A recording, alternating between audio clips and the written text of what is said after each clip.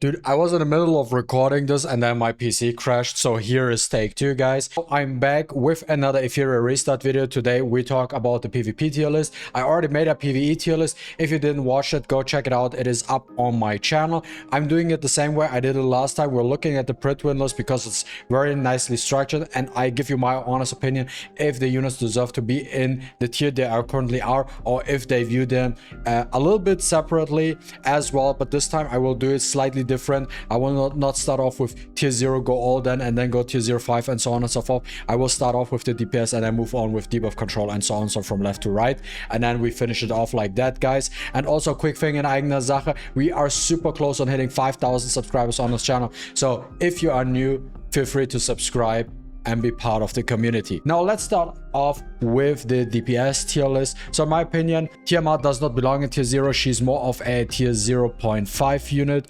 overall, because a lot of this stuff which is ranked depends on how you really build them. Now you can talk about Revelation, you can talk about Blood Buff and stuff like that. My personal opinion, above tier 0 there would be a tier Blood Buff, because that is just simply ridiculous. Just put any unit on Blood Buff and then now becomes a lot stronger than you think they might be capable of. But based on that, for example, this is why it's so Tiamat, very solid unit, but she's very heavily dependent on what kind of unit, what kind of team setup you're running with her, and then it depends, are you using her for Etheria, for RTA, or for Guild War, and then you have to get the right setup for her as well. But generally speaking, if you put her on Blood Buff, she's a different beast, but if you don't put her on that, that's another story. And as I said, the setup does make a whole lot of a difference, so I definitely would put her in tier 0.5. Tier 0 is a little bit too high for her, in my opinion. Also, the Rosa, in my opinion, also tier 0 is a little bit too high for her, because basically the only reason she's up there is because of the AoE crit rate buff to the entire team. Now this is the part where she just basically helps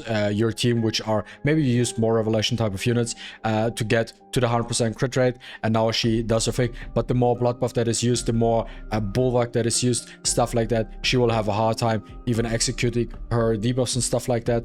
And also she's a blue unit and we have a lot of green units in the meta right now, so I wouldn't rank her as high. She would be more of a tier 0.5 unit or tier 1 unit in my opinion, because Revelation you can just slap on every multi-hit in the game and you're good to go.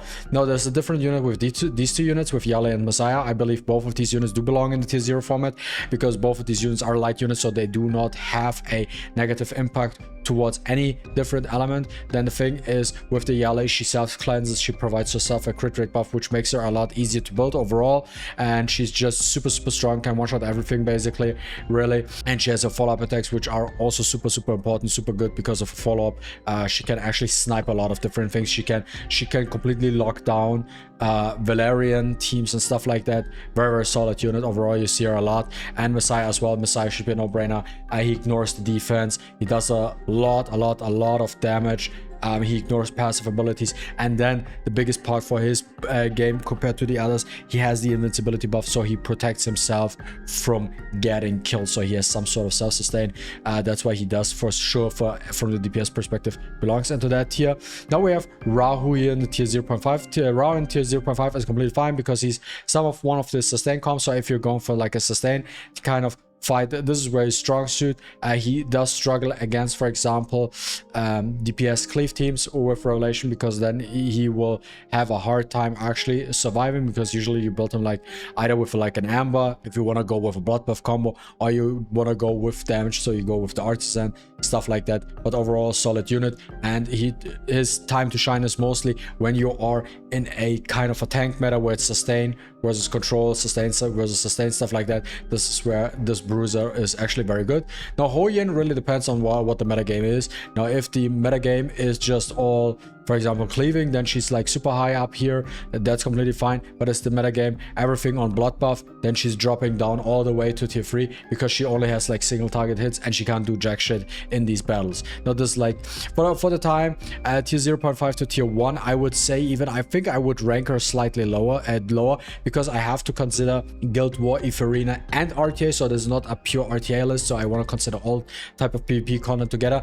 Now in Etheria, you don't really use it that much. She so tier 0.5 is slightly too high in my opinion overall for her. In RTA she has a good use, but it also depends on the team setup. And in Guild Wars she's actually good for offense and defense. She has value there, especially in offense especially. So I think tier 1 is more accurate for her. Then on the other hand, if I look at the bottom right here, tier 0 for example, tier 1, I don't get this tier list. I feel like Victor is not that good. He should drop down to tier 2. And Mizuki Makoto, I know she has like cleanse and stuff like that, but really I don't really see her overall that good. She would also drop down in my list personally right now in the game. But which one would be rising at the top to tier 0 is actually Rin the Unbound. Rin the Unbound would I actually put in the tier 0 category for this one specifically, because she has multi-hits like all the others with Revelation, stuff like that. But the difference with her is she's scaling off speed. Now this is very, very important, because she's the only speed scaler. Now she's actually gaining a lot of damage from the speed, but also you build her on attack and stuff like that, because if you only go for the speed, her damage is not the absolute greatest. But if you combine that now with the attack, crit rate, crit damage, stuff like that, now you got a very, very, very deadly AoE DPS unit, and she's super, super strong for this. And you have her for Guild War, you have her for Etheria, and you have her for RTA. In all three she excels very good. That's why she deserves to be in the RTA. The rest really doesn't need to be discussed here. Those units aren't the greatest for whatever you can use them. I'm like, the thing I would say tier 1.5, because he's very good for Guild War. He's very used to in RTA. He's not used in Etheria at all. I think that this is like his weakest suit. But like in tier 1.5 to tier 1, this is where I see Didding, for example, and a Ziada. It like could potentially be good in RTA if there's like a super sustain meta going on and you put it on blood buff with other units and then with a revelation. That might work, but for the time being, definitely a tier 2 type of unit. Let's move on to the debuff category. Now all these units, I was contemplating if I would downrank something here in the debuff category, but you know what, actually no, they are all very, very powerful. As soon as you put actually skill up investments into Heinrich S3, now it becomes important, because he's one of the few units who actually has the speed in the S3. Now he becomes very potent. He can strip everything, lands his debuff. He actually deals a lot more damage once he gets his S3, a little bit of lattice investment going on. Very, very powerful unit. You can use him in Etheria, in Guild War, in RTA. Very, very powerful and strong unit there. Once you get him to 60 and a little bit of lattice investment, as I just said, now this is his time to shine then in the PvP format. Now Holden also is a very good unit. Like, he would be one I would kind of consider maybe in tier 0.5. I'm not 100% sure, but for the time being, he does provide a lot of different things. He strips entirely, lands attack break, resist debuff, so you like can land more of your stuff. Very, very powerful. Then he has this S2, which can skill reset, if I remember correctly, and not completely off chance, to push back to turn meter and maximize the skill cooldowns. Yeah, this is very powerful, because you can, with this skill, with for example his Holden's S2, if you build him on DPS, you can actually one-shot Hoyens, for example, because he puts that thing on cooldown and it's basically GG. So this is like very, very powerful. So that's why Holden is one of the stronger PvP units, especially in the RTA side. And if you go with him with a full blood buff team, he's going in tandem most of the time. With example, in a sustain tank team with Viper together, very, very powerful if you go with that type of setup. And now Viper also very strong. You see him in the arena, you see him in Guild War, you see him in RTA. He does a lot. The countering can be very, very annoying with him, landing the speed down, the attack down. You get more turns, the enemy gets less turns, stuff like that. Very, very potent. Now you might be surprised actually to see RC77 here. Why does it belong here? Actually, RC77 is very, very strong. Not necessarily in the Etheria. Guild War, I can see him, but his strongest suit is probably the RTA part. So he arguably could be ranked into tier 0.5 in my opinion, based on that. But you could also use him on all three of these modes. It really depends on what how you see it. But for you guys who never played him and want to know why he's ranked so highly, and why I also believe he's ranked, and not believe but know why he's so good, is like, if we look at this S3, his S3 is basically an AoE, but you have a main target first, and that main target gets stunned for 1 turn, and all others get an attack and defense down with a 45% chance, and he has multi-hits, so you have a high chance of landing all that stuff, right? So you have a super high chance to stun something and then land attack and defense down on the other. And then his S2 is basically a pushback, 25% turn meter, and the last has a chance to extend debuffs, so you can extend attack break, def down, stuff like that, speed down, whatever might be. Very, very annoying, and he can self increase his accuracy. And what you also have to keep in mind with this unit, which makes him so strong, is he actually has a base speed of 128. The only other unit I know currently right now who has a base speed of 128, that is Claws. And that's why he is so highly ranked in the PvP side of the game, because of his high base speed and with the utility he brings. So basically in RTA, for example, you can't slap your fastest set on him because he can compete with the fastest in a certain degree, and you know, Lily and Mio and stuff like that gets banned. So you put your fastest set on him, for example, and then for example you snipe the other fastest enemy, go stun it, and the rest put your attack break, defense break, and then you're good to go. Basically very powerful. I don't understand why Dinah's ranked so highly. I know she has multi-hit, you can put her on Revelation, and then you have a defense break with Rev and so on and so forth to make your life easier. Maybe in like a sustain type of situation, she can be useful with that type of build. But overall, I don't see the versatility in that for all these different type of modes. So I personally would rank her more of a tier 2, very niche type of unit. Doesn't make her bad, but like it's more of a niche type of unit you want to use. Then we have Neho and Claws. I feel like both are at the same tier, makes completely sense.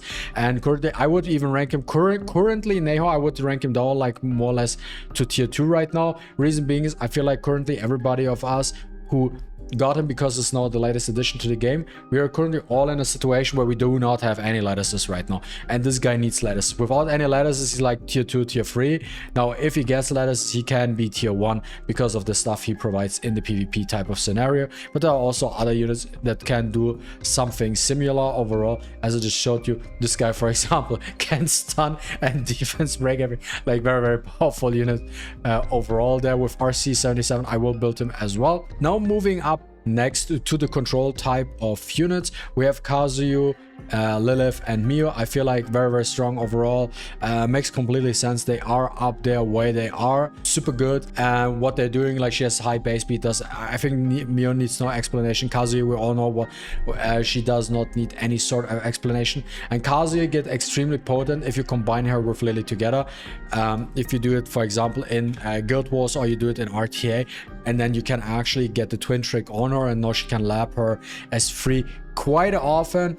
Other than that, I think she is, in my opinion, ranked a little bit too high for my taste, because while she's good in Guild War, while she's good in the RTA, she's not that great in the Etheria overall. That is my personal opinion. I would rank her slightly lower into the tier 0.5 category, and I was like contemplating if I want to rank Obul higher than that and put him into the tier 0 because he's super damn strong. But I could see the downside of him, like once he runs out of steam with his S3, now it gets actually difficult for him to do something. He does have a dispel, and he only has a dot on his S1, while this is now the powerful part with the Kazuyu. She can still sleep with her S1, right? But based on overall PvP usage, I would rank her slightly lower than that, because you need the right setup, and not everything works with her together, right? So you do have to consider that. And she's like a lot of people target her in the RTA set of game, so she is also a preferred ban pick overall, or pre-drafted pick, so keep that in mind as well. And Lilith is just incredibly strong, guys. If you don't know, I actually don't want to say too much about her. Lilith right now, if you don't know, it is fine, because I'm currently building her up, and I do plan on making a showcase for Lilith. So for you guys out there who have a Lilith and don't know if they want to use her, don't worry, I will make a showcase pretty soon. But I don't really, that's why I don't want to go in depth about her, but she's definitely deserving of that tier 0 right there. Now for the other units down here, I think it's pretty damn fine where they belong. The only reason, in my opinion, Marvel is not higher than that, even though he's giga strong, is just the space speed, in my opinion. If he had like 126, I would 100% put him in tier 0. I don't care at all. Like when you put him in Codex and you have this S3 with the pushback and everything, incredibly strong, and he has the silence on S2, and you can control with this. And he's a light unit, super strong. The only pushback for him is that his base speed is on the lower side of things with just 121, which is kind of slow. If you want to compare, if you speed race against other type of units, he will struggle because you have to outspeed, which requires you a higher gear quality. Now Celine, super strong unit, definitely a tier 0.5. Maybe in the future a tier 0 unit, we will wait and see. What for PvP, specifically when you get her S3 to max skill, her S2 to max skill, and her S1 to max skill, that's when she becomes a different type of beast in the PvP scenario. Does everything. She's just a zero sustain healer, more or less, with the shield. Has all the debuffs going. Can be very, very annoying for the enemy. Super good unit. Kraken, in my opinion, yeah, it depends how you want to rank him. He could be higher, he could be lower.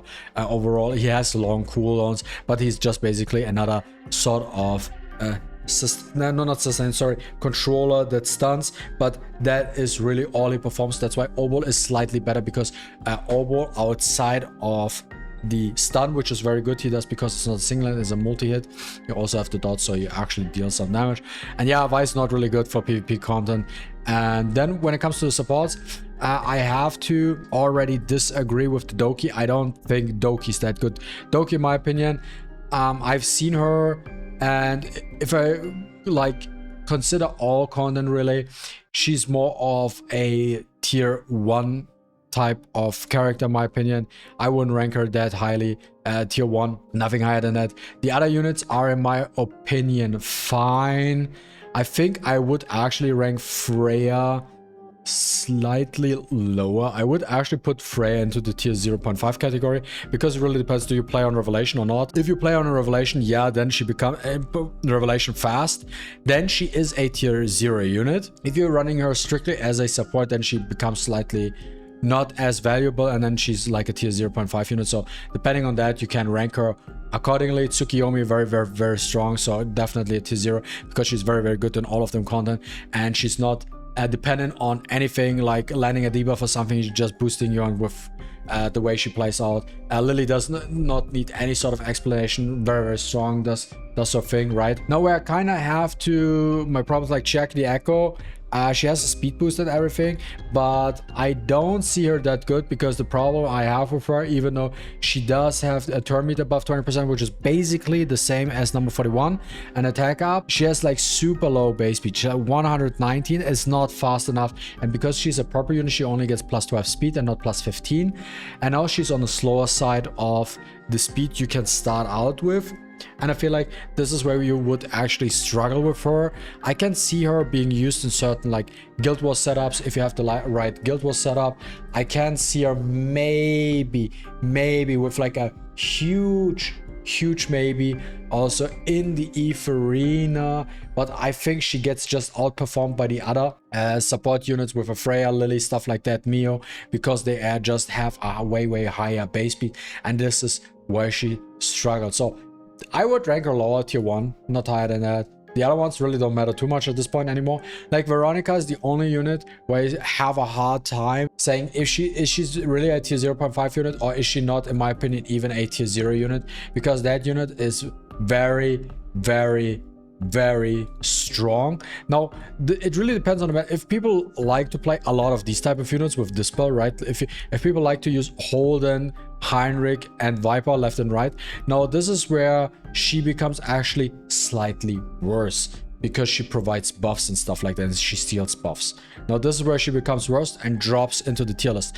Now if you're more in a buffer meta where there are a lot of buffs going on and stuff like that, now this is where her stocks go up and she becomes very strong. Now for example, the powerful thing about her is she is not on the fastest side with her base speed, so she struggles with that, only 117. But the very powerful thing is actually her Thorn Break, because after Veronica's attack, she increases her turn meter by 35%, and without any skill up investments, it's 25%, which is huge. So now you have a unit that can cut in between attackers. For example, if someone is trying to cleave you, she can cut in between DPS units. Thus has free, provides soul ward to your entire party, and now they do their damage, and they cannot kill any of your units because of that cutting in between, which makes her very strong and potent. I can see her being in, I can agree and say like tier 0.5 is fine with her, based on depending if you encounter a lot of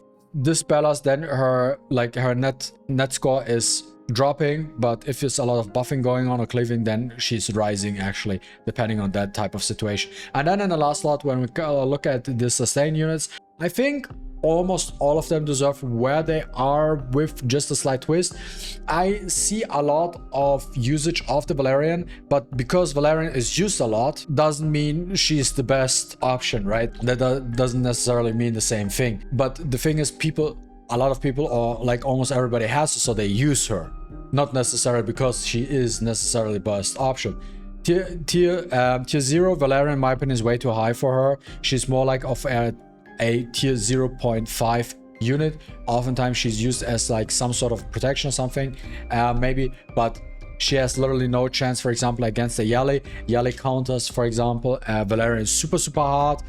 There's no way you can actually get through that, even if you go with like a blood buff type of situation, because Yali does S3 and then follows up with attack, and whatever she tried to protect, she can't protect. And in PvP scenario, she only has that initial protection for your party as well. But she's like more of a tier 0.5 unit, in my opinion. And Zanya is also a unit. Now, I actually think Zanya and Linglao, actually, let's talk both of them. Both of them are actually tier 0 units. Why? Because they are run both on blood buff, and that's about it. They are run on blood buff, and that is what basically puts them into the tier 0. If you remove the blood buff equation, now the Zanya actually would drop. She would drop down to like tier 0.5 because the res ability is super strong. But the thing is, these two units are only played with blood buff, and blood buff is basically its own tier. You can actually rank these two units higher than that, just because that gear set actually exists, and that's like super strong. You see them in like certain setups. For example, you see Linglao combo together with Holden Viper, and then with example a Veronica, or you see something like Tiamat Viper Holden Zanya, or Tiamat Viper Holden Linglao for the cleansing and stuff like that, or you see some sort of Zanya sustain combos, or you see some combo with like Zanya Linglao Holden, like some weird combination. There are a lot of different like sustain combinations with blood buff combination. Super busted. And then the other units here, I don't agree with Halakid being that low. I think Halakid for sure is a tier 0.5 unit. He has like also, I think he does have like super high base. Nah, not super high, 121. It's fine, but the way he plays out, you build him on the tag and then you get a fixed shield and you have the immunity. It's super damn busted, and he has a 1-turn stun on his as1. Now you give him a Bramble. 50% is super high. Now you give him Bramble too. Now he counters. It is ridiculous what this guy can do. Tier 1 slightly too low in my opinion. He should be higher. He should be like ranked tier 0.5. I don't know if I would rank Fushu that highly because I'm still testing, so I do not want to say anything. Like, for my initial thoughts, I would rank her slightly lower, tier 1, but I know some people said like she's really good in PvP, but I did not see her, and I did not play my Fushu in PvP right now, and I didn't see her in PvP right now, but it would be mostly the RTA side of the game. I do want to see how good she's in Guild Wars, so I can't rank, but based on Etheria, I don't see her that great there necessarily. I would see her more of a pure RTA type of unit that she could potentially strong, but based from my initial testing and stuff, what I've seen, I would rank her slightly lower. Now you can say, but what are you talking about? I'm running a full blood buff team. She's so bad. Yeah, but then we are already in a blood buff discussion again. Based on then, everything is like in Giga tier, best tier, right? But now based on that, I rank her slightly lower than that. Mia, I don't know if I would rank her that highly. She also has like speed. Yeah, she has the healing, she has the skill cooldown reduction. Would I rank her that highly for PvP? I am not really sure, guys. She's also a unit. I know a lot of people love her. Like, she's super good in PvE, but would I rank her that highly in PvP? It could be maybe yes, maybe no. It's hard for me to rank her really. Since actually, you know what? I will just refrain from ranking Mia because I do not have experience with her, so I feel like it wouldn't be honest giving you saying, yeah, she's definitely deserving tier 0. Now she should be higher or she should be lower. I'm not giving Mia a ranking because actually I have not seen her, I have not played her, so actually I can't rank her. So put her into the tier 5 because I didn't see her at all, and yeah, the rest really does also not matter. I feel like she might be slightly too low with the taunt. The taunt can be very annoying. Like, I don't see how Dorothy is higher ranked than her, but I would rank it definitely a tier higher. But yeah, that is really about all I wanted to talk to you guys about today with the PvP tier list of Etheria restart. Let me know your comments down below. This video is already long enough. And guys, as always, if you enjoyed watching this video, don't forget to leave a like and a comment down below. I really appreciate it. And see you with the next one. Deuces.